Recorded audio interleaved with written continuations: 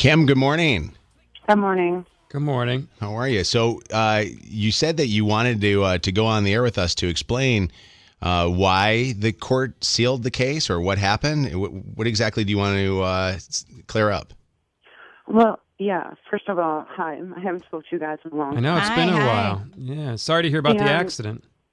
That record, first of all, you guys of all people should know that our family has never gotten peripheral treatment or whatever in any court case that we've had.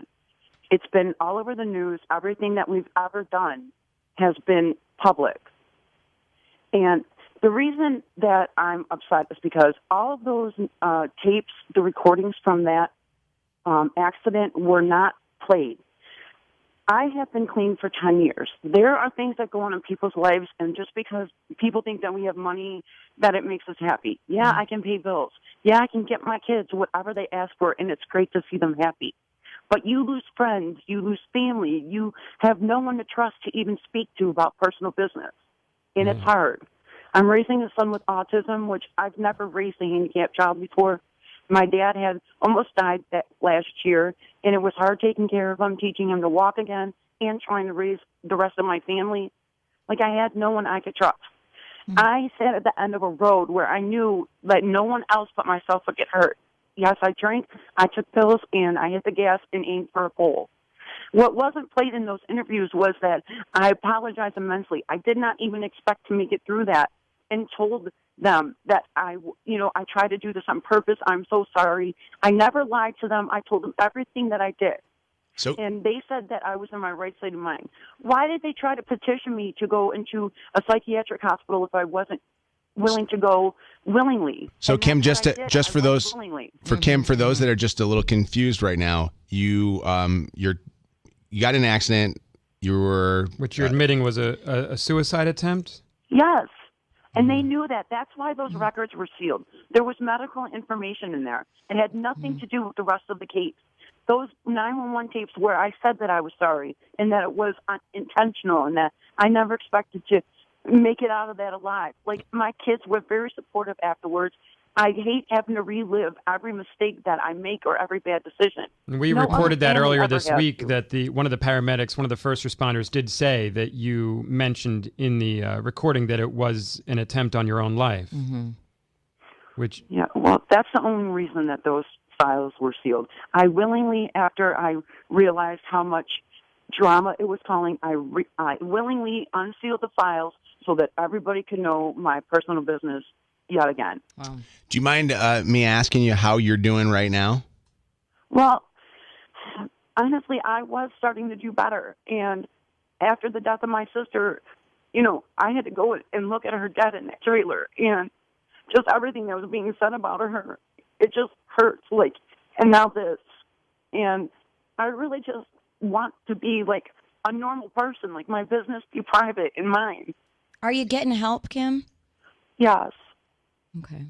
Kim Mather's on with us right now, talking very candidly about the incident that took place in October, where she was under the influence of alcohol, and she said this morning to us that she was trying to take her life. Well, first of all, I want to say to people who don't have an understanding or have never dealt with a loved one who suffered from depression or anything like that. The last time I saw Kim in person was when she walked with me at a suicide prevention walk at Dakota High School with her daughters, Haley and Elena. And first of all, it's very brave of you to come on and talk about that, because I don't think a lot of people understand that it's an ongoing battle when you suffer from depression or fighting with mental illness that can give you those feelings. It's not something that comes and goes away. It can resurface at any time in your life, and a lot of people don't understand that. They think if you're a millionaire, you shouldn't have problems.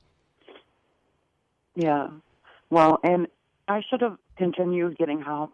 And a lot of people don't understand that and will question, well, what are you depressed about? The medicine's not going to help. It's just your state of mind. And they just don't understand it. And, you get a lot of backlash from people around you, too, for just admitting that you're depressed. Like, they don't understand it. Yeah.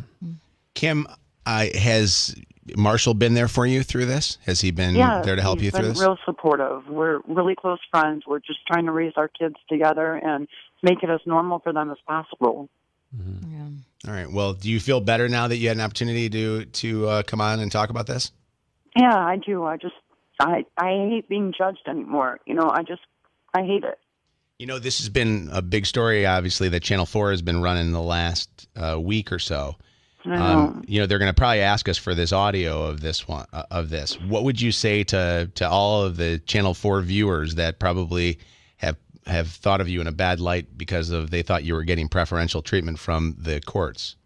Well, I would just like to say, unless you really know somebody and what's going on the inside and not just what happens, their mistakes, don't judge anybody.